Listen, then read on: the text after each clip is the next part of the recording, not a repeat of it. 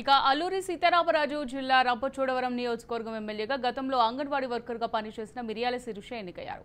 ఆమె సుదీర్ఘకాలం అంగన్వాడీ టీచర్గా పనిచేశారు. అంగన్వాడీ వర్కర్ నుంచి ఎమ్మెల్యే అయ్యారు.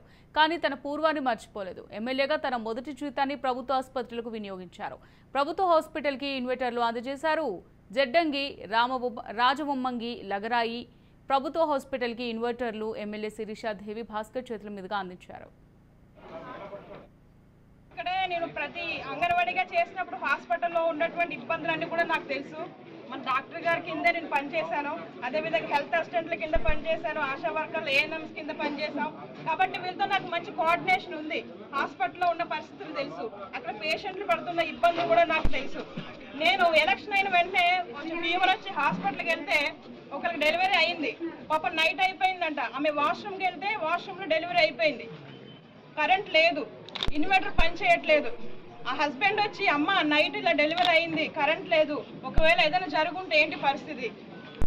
మీరు ఎమ్మెల్యే అవ్వగానే మీరు గెలిచిన వెంటనే ఏదో ఒక యాక్షన్ తీసుకోండి.